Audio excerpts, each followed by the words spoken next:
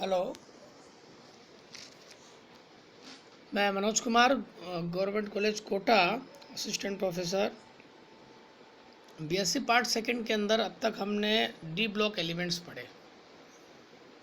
First transition series, second and third, इन तीनों को तो हमने पढ़ लिया। बट इसमें एक सबसे इम्पोर्टेंट बात जो रह गई वो थी इसका रिवीजन। डी ब्लॉक के एलिमेंट्स जो हैं आपके first series, second series, third series, इस पूरी सीरीज़ के अंदर आपने इसको याद करते टाइम इसका रिवीजन जो कि सबसे इम्पोर्टेंट है वो नहीं किया। हम बात करेंगे वह महत्वपूर्ण बात उन चीज़ों पे जिन पे आपको गौर करना था। जैसे आपने डी खंड की अगर बात करते हैं तो हम ये इसमें एक बात ध्यान रखो कि संक्रमण तत्व वे होते हैं जिनकी परमाणुएं या किसी सामान्य ऑक्सीकरण अवस्था में डी कक्षक आंशिक रूप से भरे होते हैं। ऐसा नहीं है कि आपने इस चीज़ को किया नहीं है, आपने देखा है, समझा है, और इसीलिए मैंने ये तीनों 3D, 4D एंड 5D श्रेणियों के तत्वों का इलेक्ट्रॉनिक विन्यास आपके सामने रखा हुआ है। अब जो इम्पोर्टेंट है आपको ध्यान रखने हैं उस पर सब पे मैंने चिन्ह लगा रखे हैं। आप इसमें ध्यान से देखना कि जैसे क्रोमियम की बात आती है तो क्रोमियम पे 24 पे 3D5 4s1 ध्यान रखें। यहाँ पर आपने जो वेनेडियम है 3D3 4s2, इसके बाद 3D4 4s2 आना चाहिए। बट आपको पता होना चाहिए कि हमेशा अर्धपूरित व पूर्णपूरित जो कक्षकों का स्थायित्व है वो ज़्यादा होता है। स्टेबिलिटी के ऑर्डर से अगर जब देखते हैं तो D4 किसी प्रकार से स्टेबल नहीं है, D5 स्टेबल आता है, इसीलिए D4 के स्थान पर D5 आता है और टोटल इलेक्ट्रॉन की संख्या जो होती है वो हमारी 6 आती है। और इसी प्रकार ये जब कॉपर की बात आती है तो D10, जहाँ पर 3D9 आना चाहिए था लेकिन आता है 3D10।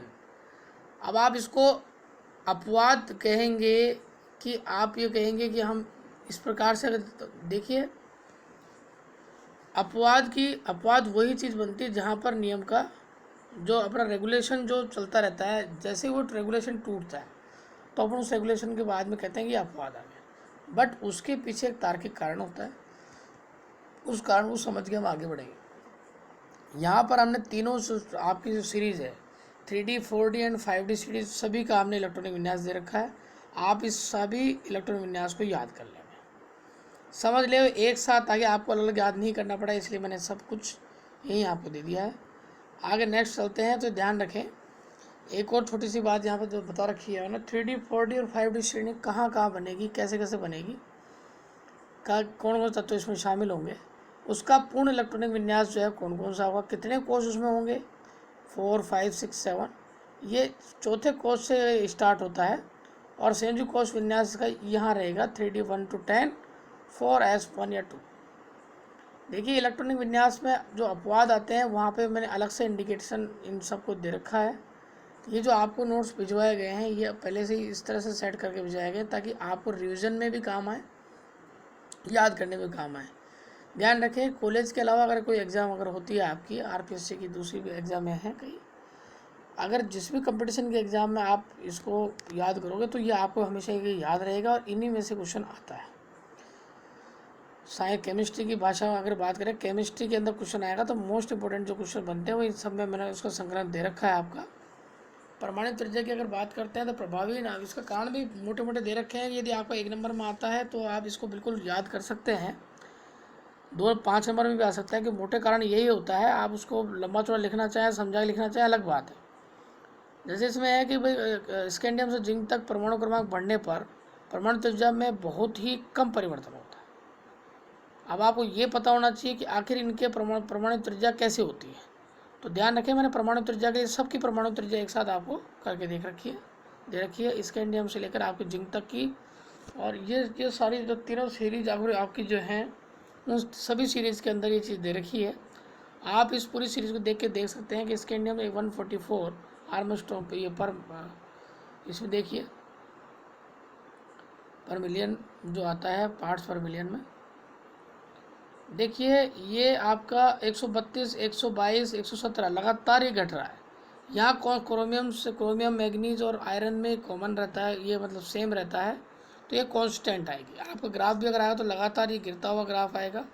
ग्राफ गिरेगा तो उसके बाद ये बराबर आएगा, बराबर आने के बाद फिर ये और थोड़ा सा कम होकर फिर वापस 117 पर मीडियम आके फिर उसके बाद ये बढ़ता है। तो इस पर ग्राफ बनाना चाहे तो बना सकते हैं, लेकिन ये आपको कम से कम मेरी बात मान के फर्स्ट जो ट्रांजिशन सीरीज आपकी है फर्स्ट नंबर वाली, इसकी सभी आप परमाणु त्रिज्याएं याद कर ले, ताकि आपको बार बार ग्राफ की ज़रूरत नहीं पड़ेगी कि घटती है कि बढ़ती है।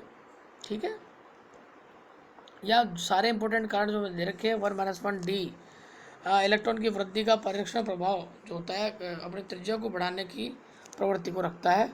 दोनों कारक के प्रति संतुलन, ध्यान रखें प्रति संतुलन मतलब दैट इज द बैलेंस, आपस में बैलेंस करेंगे। जो बैलेंस में ज़्यादा निकल जाएगा उसी हिसाब से तक त्रिज्या में बहुत कम या ज़्यादा कम वृद्धि होगी, या जो भी घटत या बढ़त जो भी होगी उसके हिसाब से होगी।